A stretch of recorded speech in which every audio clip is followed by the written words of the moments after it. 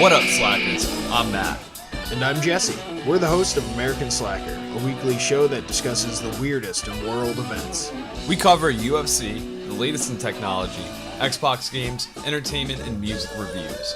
We have conversations with musicians, actors, filmmakers, and other interesting guests. Twist one up or crack one open with us every Monday to start your work week off right. That's it. There you go.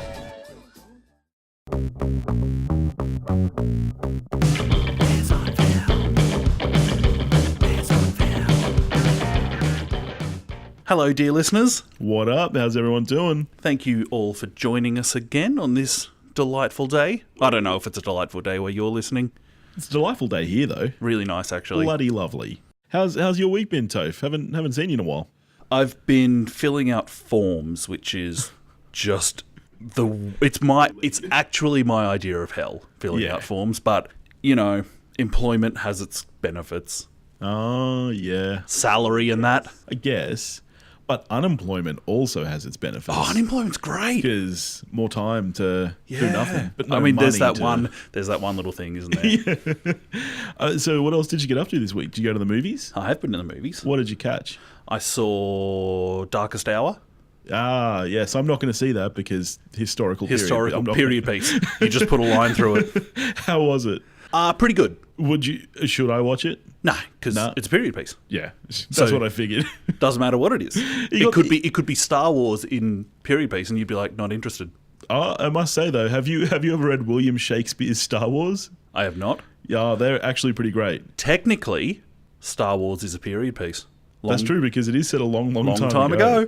I of course also saw The Shape of Water. I can't wait to talk to you about it because I mean, as everyone knows, I don't get to talk to you about these until we hit record, and I hate that because the much hyped Shape of Water. Much hyped.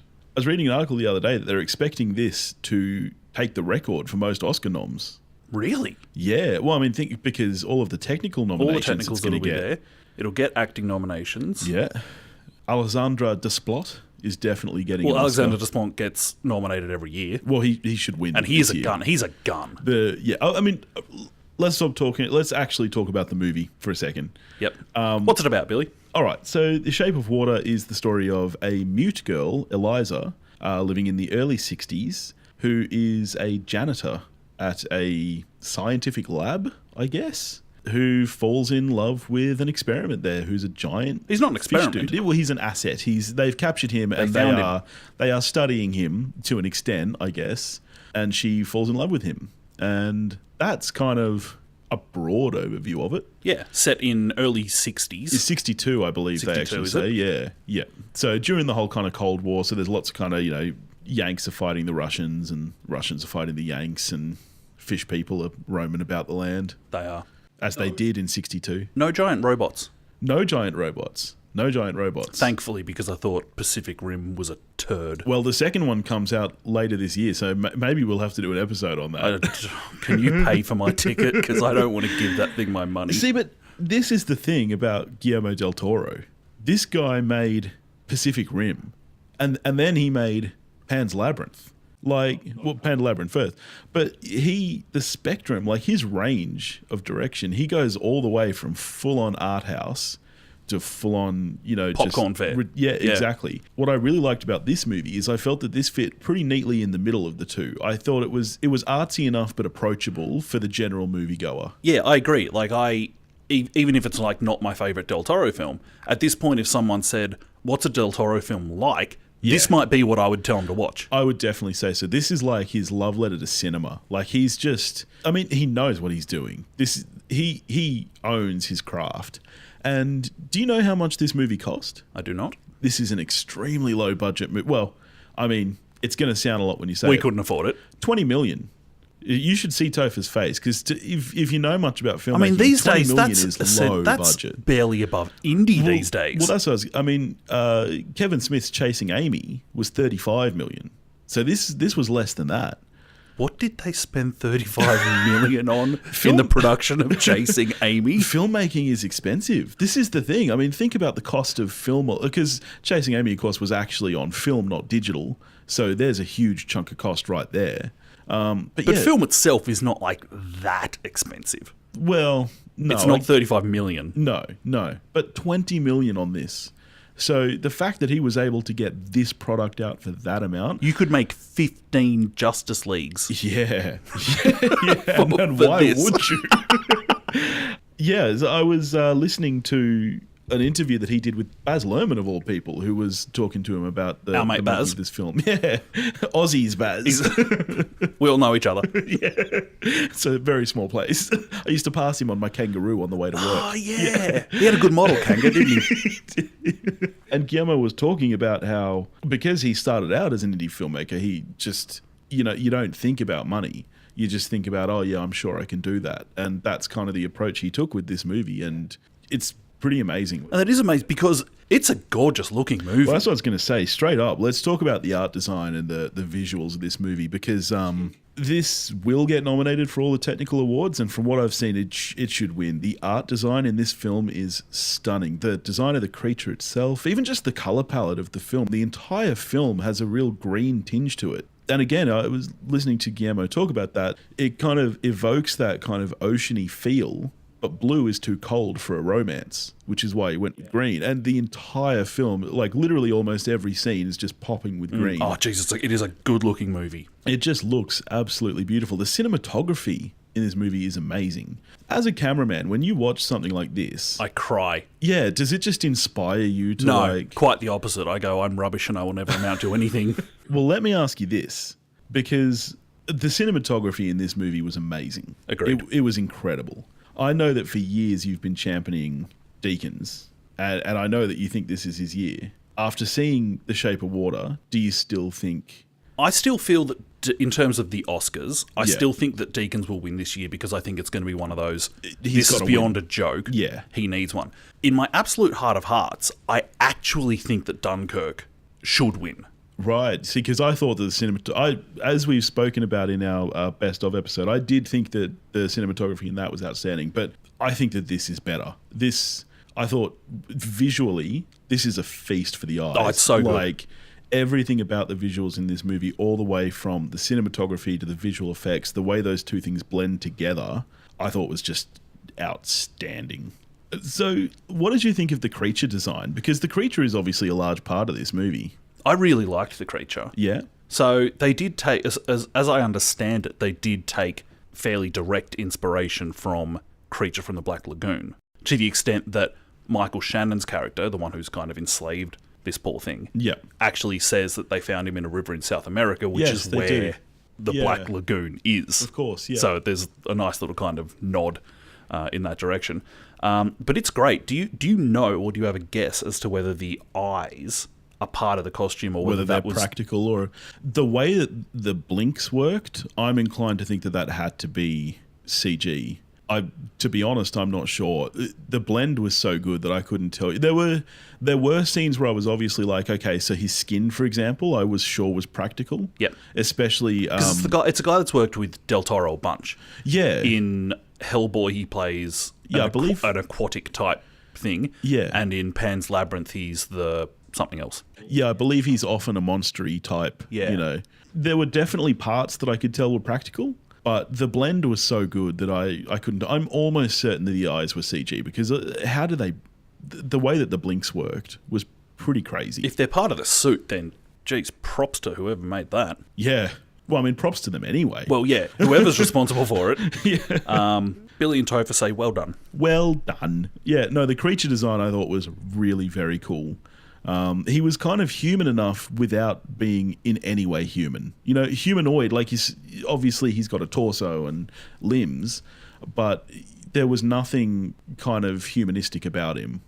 So the rest of the cast, fantastic. Yeah, Sally Hawkins, I don't think I've really seen her in much. I recently saw Paddington 2. I know that she's the mum in that. Apart from that, what else has she been kicking around in? I know she got an Oscar nomination a few years back I think she was nominated anyway, for Blue Jasmine. She was spectacular. Phenomenal. She's so good. I mean, so she plays a mute, obviously, so no dialogue for the entire movie, and yet the emotion that she gets across... there's that scene where she's giving that big speech about why she wants to help this fish creature, and she's almost like, well, he's a fish. Does that make him not a man? You know, I can't talk. Does that make me not a human? And that, like, the amount of emotion she gets across in that speech, I felt for her, because I'm like, can you imagine not being able to shout at someone? Like, if someone's not listening to you, how frustrating would that be to not be able to just shout at them and make them listen? And you could see that in her eyes when she's trying to furiously sign at him. I just thought that was brilliant. So that's one of the because a bunch of the time in the film they subtitle what she's signing. Yes. But in that scene, She Richard makes him Jenkins repeat, has to repeat it back. Did that work for you, or did it seem like this is just a device to be able to tell you what she's saying? It was definitely a device, definitely. But I was all right with it because I kind of understood her motivation for it. It's a way to make sure that he's listening to her, is to have him repeat it back. However, I agree that, because that is one of the very few times that they don't subtitle her. It almost worked for me, him saying it back, but not quite. Like, because her performance is so good that I don't think I needed it. I think if she was just signing and there were subtitles there, it would have been enough for you. I think it would have been fine. Yeah, that said, though, I thought his performance was so good too that I was happy to hear him say more words.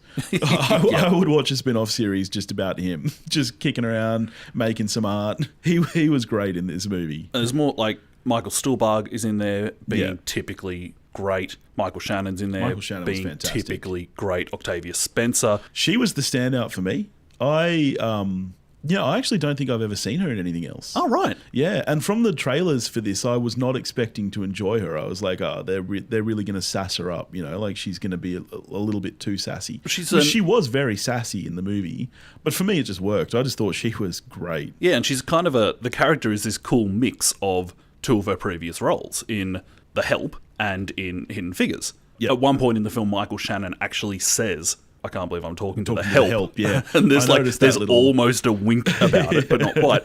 And also, one of the first scenes we have with her, she's cleaning a big-ass jet propulsion engine, of course, a year or two ago in Hidden Figures. And, like, it could easily be really kind of, it's like, we know. But it's actually, I found it kind of cool. Well, Guillermo has this way of doing this stuff. Like, almost this entire movie is a throwback to other movies. You know, like it's all harking back to those old monster movies of the 30s. And there's so many times where these characters are watching TV and they're watching an old monster movie from the 30s or something.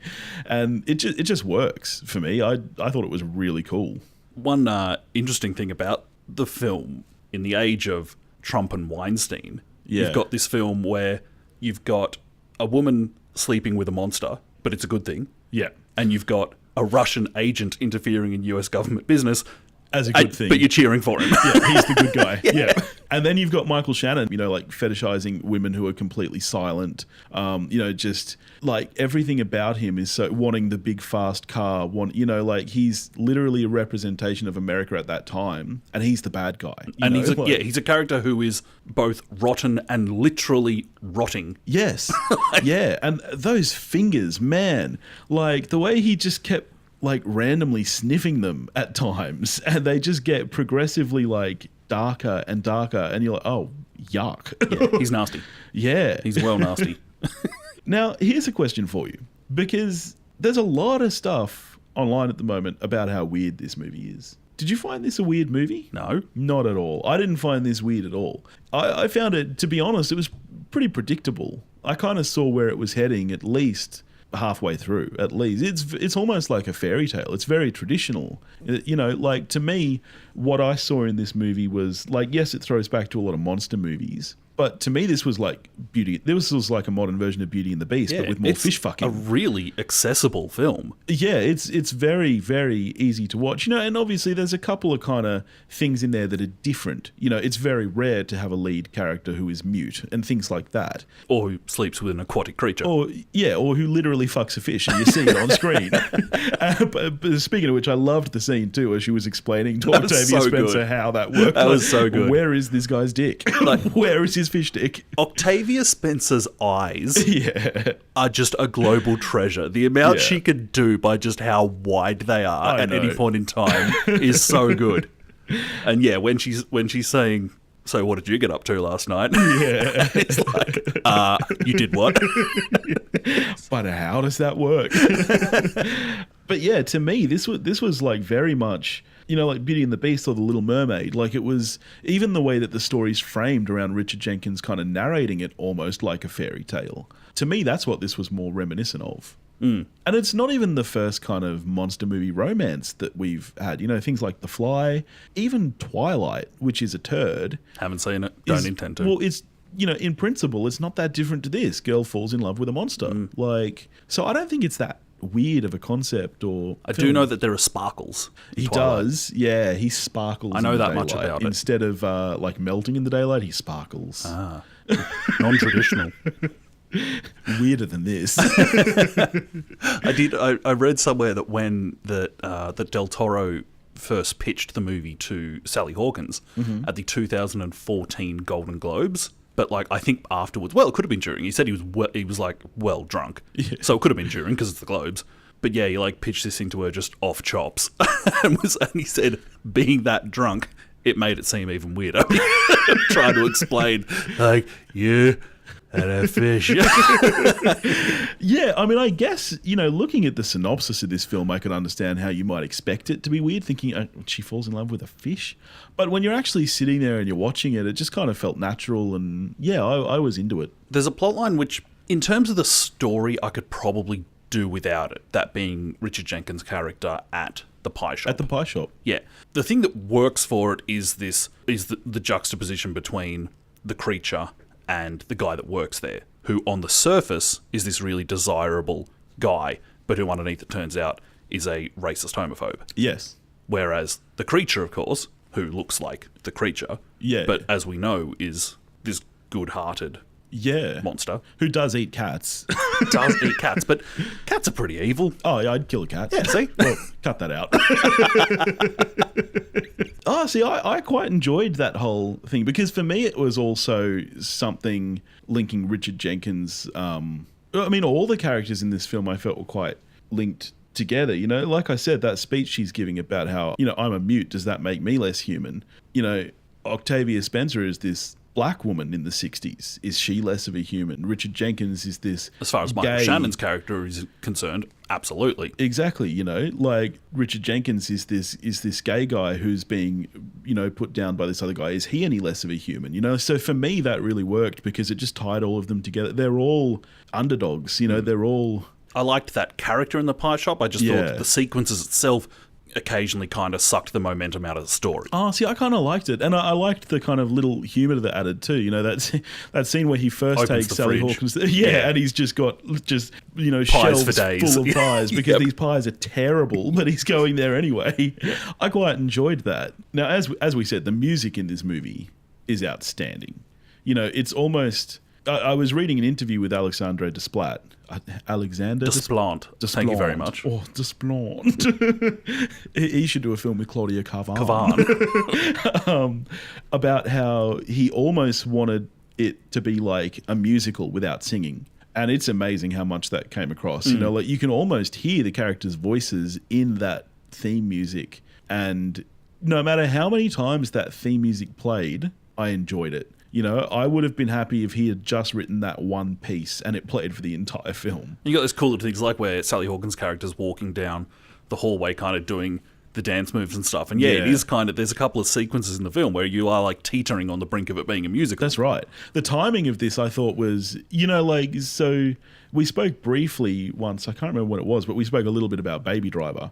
And how, so I don't know if you know this, but they actually cut that entire thing on set to make sure that it would time to the music. Yeah, it's amazing. It is. But I think this did a better job of that. I think in terms of fitting in with that music and the timing of it, this was really, really good. It was very flowing. Nothing in this movie was a jarring cut. Everything kind of just seamlessly meandered from one scene to the next, one shot to the next. And I think the music was a huge part of that. Right, so I guess the question that everybody's asking, would you fuck the fish? I wouldn't. You wouldn't? No. Call me a close-minded. What about a mermaid?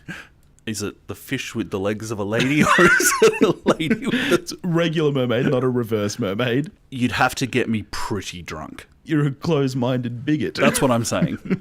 I'm with Michael Shannon. Well, where do you draw the line? What about a centaur? I draw the line at human. Yeah. That's where mine ends.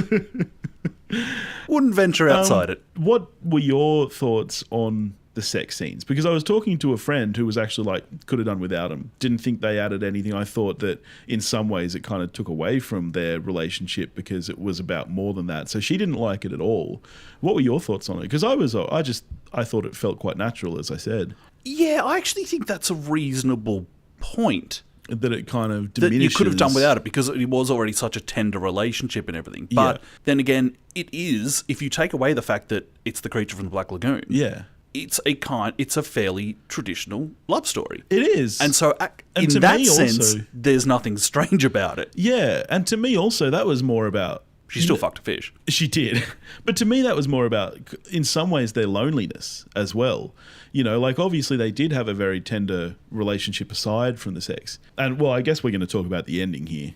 What was your take on the ending? Because there's so many different ways you could read it. So what happens at the end is Michael Shannon shoots Eliza, Sally Hawkins. Fishman, who we've discovered is able to heal people. He was able to make Richard Jenkins' hair come back and, you know... He cures himself of a couple of bullet wounds. He picks her up, they jump into the river, and he gives her gills. Because the reason she's mute is that she's an orphan. She was found by the river with slashes in her neck and her voice box is gone. And he gives her gills. Now, my question is, did he give her gills? Or were they always gills that someone thought were slashes and sewed up by accident? Or...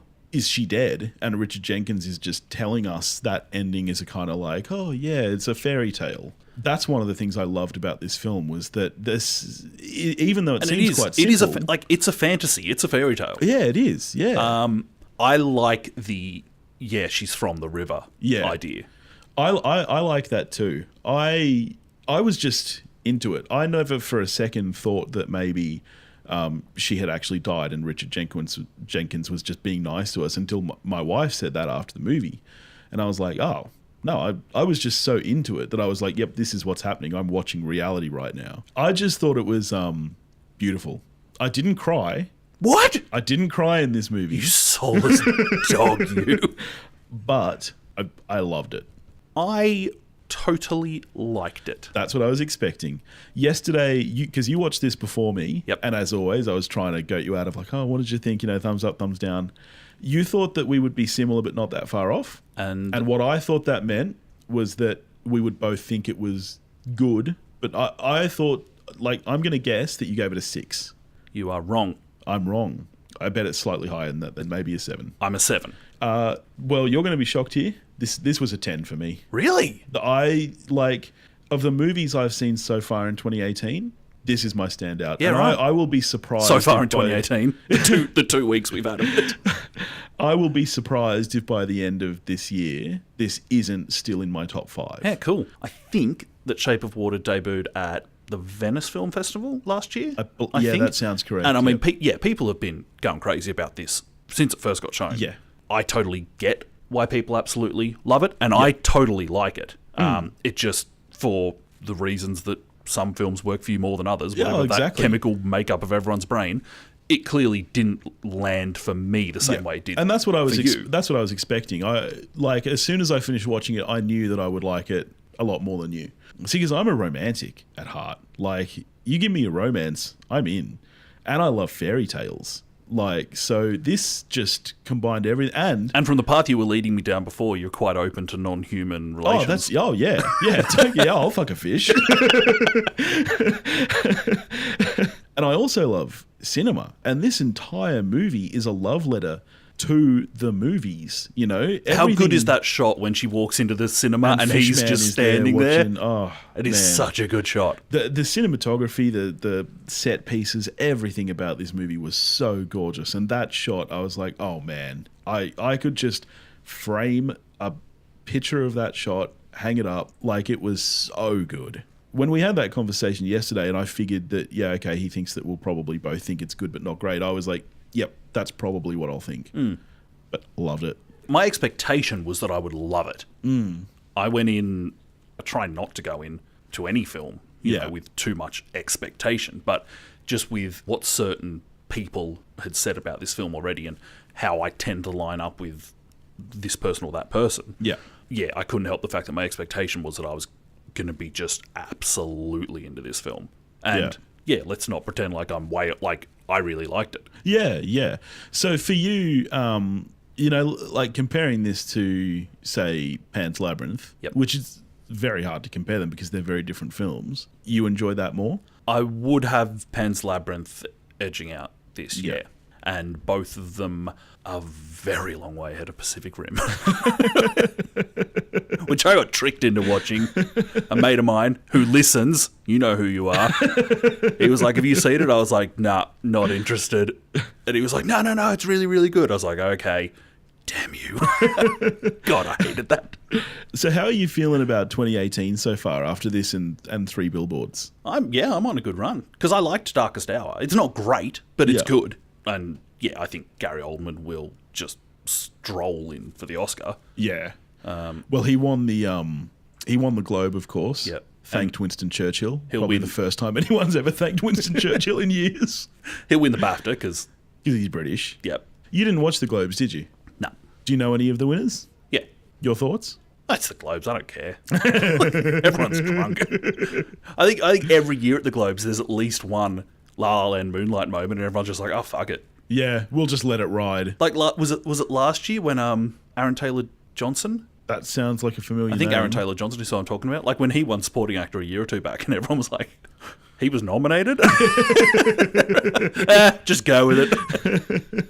I mean, there was some I can't believe that Florida Project didn't get a single nomination outside of Dafoe. We could be part of the Globes. We're foreign. We could be part of the Hollywood Foreign Press. Yeah.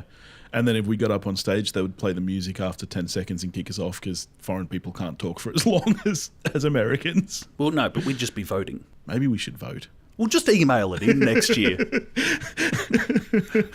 Unsolicited votes from Bears on Film. golden@globes.com.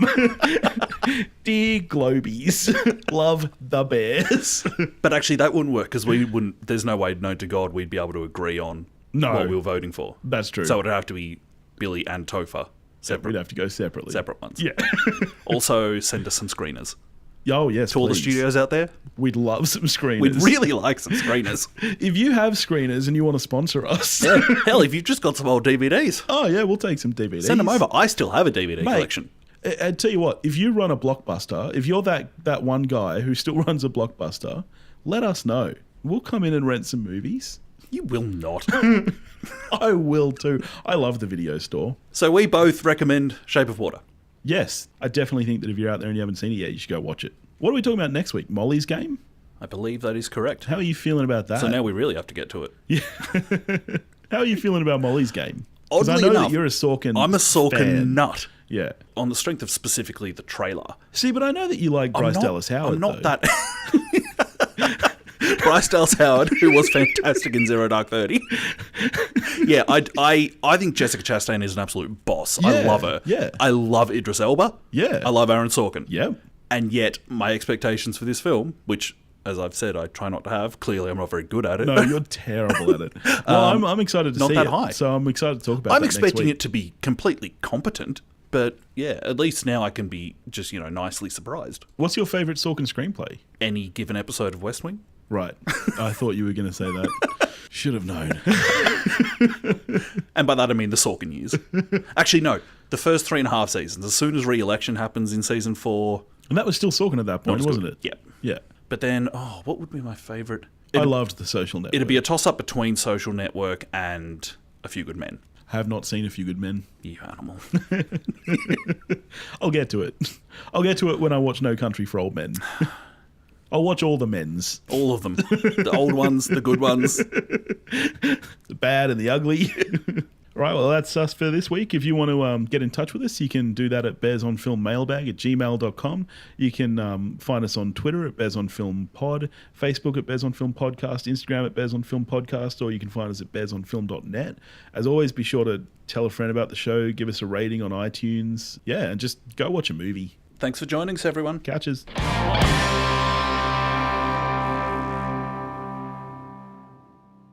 Check out what's been going on with the Pop Culture Cosmos Show and the PCC Multiverse. I see the potential for basically like another Netflix kind of paradigm shift where here comes this other major player. They have a ton of resources. Apple could change the way that entertainment is consumed. They say it's the only time this year that you'll have stars from each brand battling each other. And we know it's not going to be the case, but they like to say that, and more power to them, I guess. Well, it's a big first step, bringing all those superheroes together. There were definitely some parts of the movie that I really enjoyed, and then there were some parts that I thought just kind of fell short of expectation. Part of it has to be something to do with how it's being promoted, and this is a thing where audiences do not agree with critics. That's the Pop Culture Cosmos Show. And the PCC Multiverse, every week on the Podcast Radio Network and Apple Podcasts. And over a dozen of your favorite streaming and podcasting options.